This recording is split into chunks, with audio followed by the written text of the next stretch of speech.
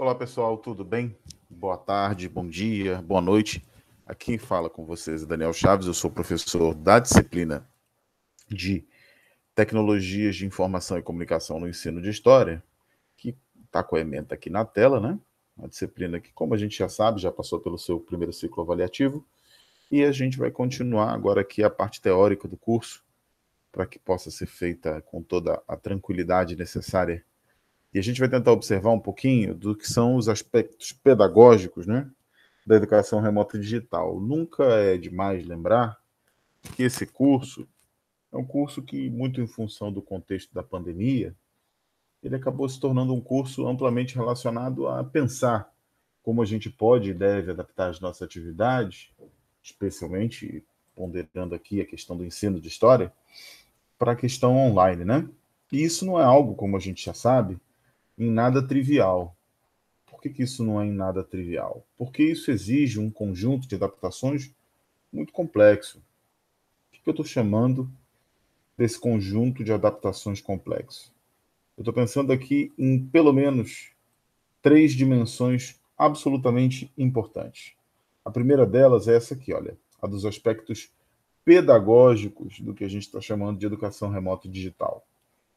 Um segundo aspecto seria o aspecto da funcionalidade, como ponderar esses aspectos funcionais dessa educação remota e digital. E por último, claro, que não pode ser ignorado de forma alguma, tanto do ponto de vista das condições mais objetivas, quanto do ponto de vista das relações menos objetivas e mais voltadas para a dimensão interna à realização dos cursos nas comunidades de saber que a gente está envolvidos, o que a gente está chamando socialmente de uma sociologia, de uma relação de sociabilidade na educação remota digital. Lembrando que nada disso é óbvio, mesmo que nós já estivéssemos, estávamos, trabalhando com a dimensão do remoto e do digital antes do contexto pandêmico, a gente teve uma aceleração muito grande nesse sentido, uma adesão muito substantiva do que a gente está chamando de educação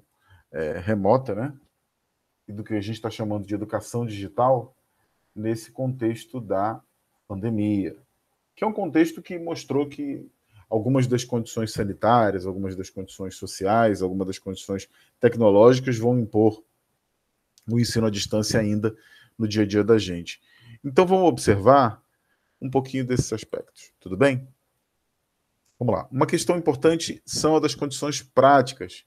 Quando a gente fala sobre aspectos pedagógicos, a gente tem que ponderar iminentemente essas questões práticas de realização.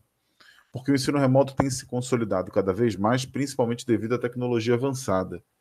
Isso, no entanto, vai requerer que a gente tenha não uma adequação pedagógica ao contexto pandêmico, porque o que nós estamos chamando de ensinar história na pandemia não pode ser uma reprodução pura e cabal do que significa ensinar história como antes nós ensinávamos.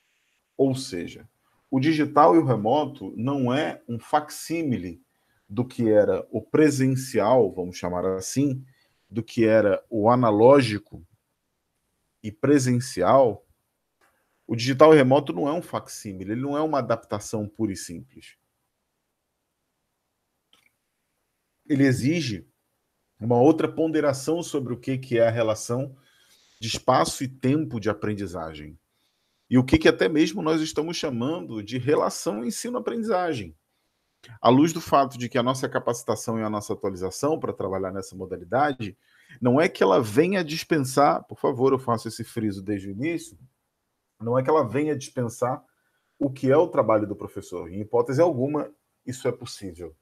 Mas a ideia de que o ensino e a aprendizagem vão se dar na mesma experiência clássica, tradicional, fordista, linear, onde o aluno depende praticamente de forma exclusiva dos inputs de conteúdo que nós transmitíamos analogicamente, de forma unidirecional, essa é uma realidade que mudou muito.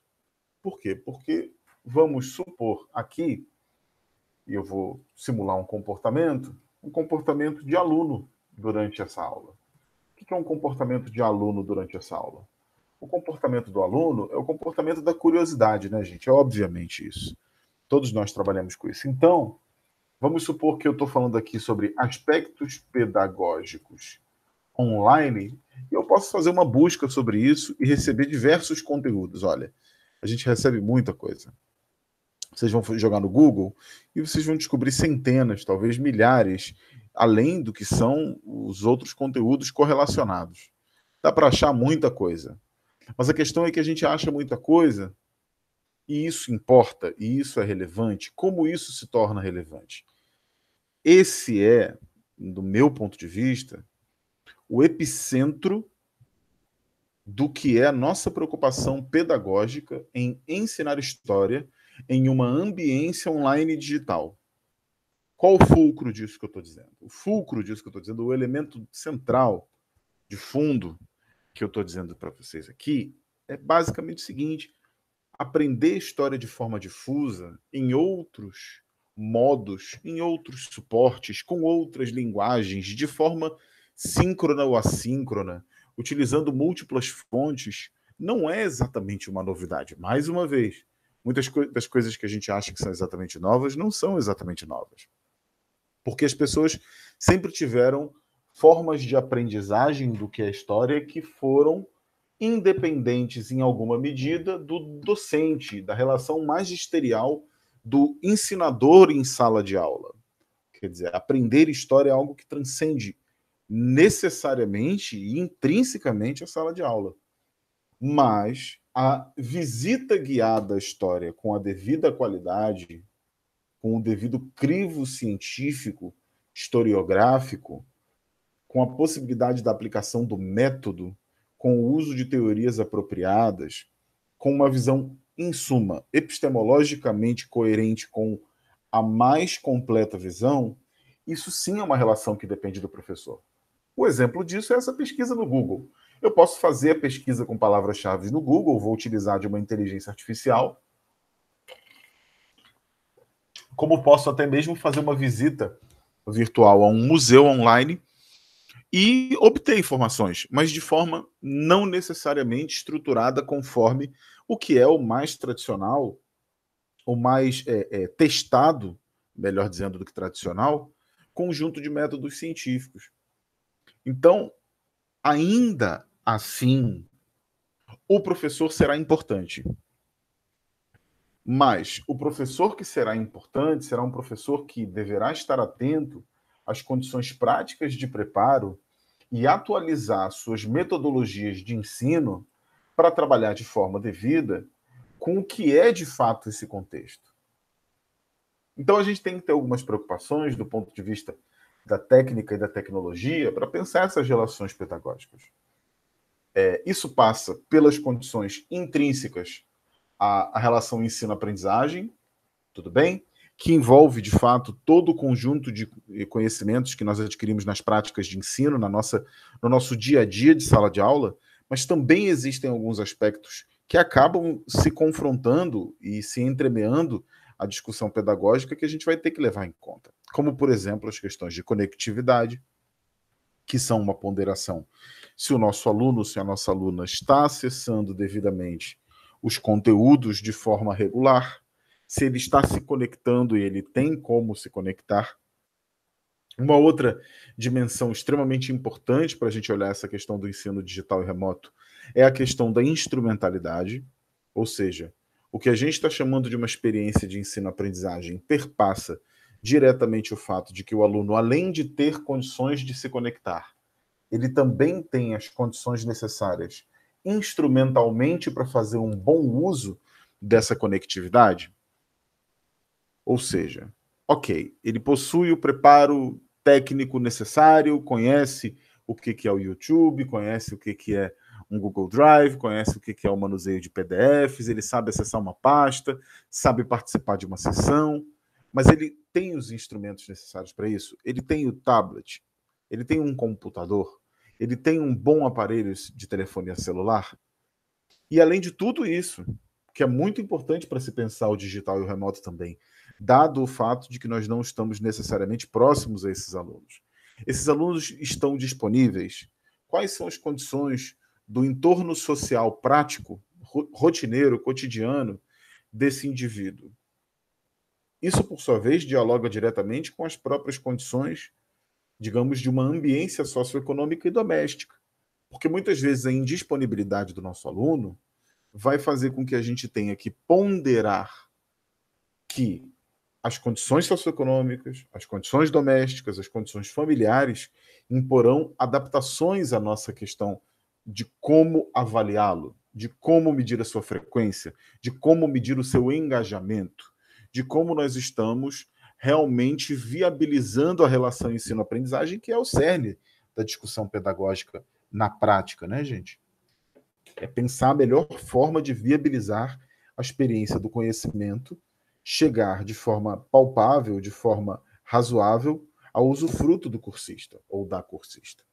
E é claro que nesse contexto pandêmico, nós vamos ter que observar as questões sanitárias, obviamente. Quando eu falo questões sanitárias, eu estou falando da questão do contágio da Covid, se o aluno está doente, se alguém na casa dele está doente, se ele está com alguma outra decorrência, até mesmo de natureza psicológica, na sua rotina, o que são questões que não são eminentemente óbvias, não são questões tão fáceis de se prever e que uma pedagogia ou uma concepção didático-pedagógica, melhor dizendo, que seja excessivamente rígida, pode colocar toda essa relação a perder. Porque nesse caso, é inequívoca, e a gente sabe já muito bem disso, que mesmo com a digitalização, mesmo com a questão do remoto, para a gente olhar essas questões pedagógicas, eu gostaria muito de começar esse conteúdo pensando isso, mesmo essas tecnologias sendo tão importantes e a contribuição delas para melhorar em alguns aspectos da nossa relação de ensino-aprendizagem sendo importante, elas por si só não vão alterar o nosso modelo de escola. É a questão do valor humano, da inequívoca importância da presença do ser humano num processo educativo, que não é substituída pela tecnologia, que, sem dúvida alguma, está muito presente, mas a gente ainda tem, em larga medida, questões empáticas de interação, de conversação, de exemplificação, de analogia, de inspiração e transmissão de experiências de vida, que fazem absoluta diferença para a gente poder falar, de fato, numa boa experiência didático-pedagógica em que o aluno consiga, no decurso do conteúdo, na experiência da relação ensino-aprendizagem, construir sínteses, analogias que façam com que, de fato, aquilo tenha significado, com que a tecnologia não elimine a semântica, o que é sempre um enorme risco. E a gente precisa ter uma atenção muito intensa nesse sentido para a gente observar como essas relações, como essa trama de relações precisa ser valorizada para pensar pedagogicamente o ensino digital e remoto, para pensar aplicações dessas tecnologias da informação e comunicação no ensino de história. Tudo bem, pessoal? Por esse vídeo introdutório é isso, agradeço muito a presença de vocês e fiquem atentos porque já já a gente continua esse conteúdo dos aspectos pedagógicos sobre educação remota e digital. Um abraço grande, valeu e tchau, tchau.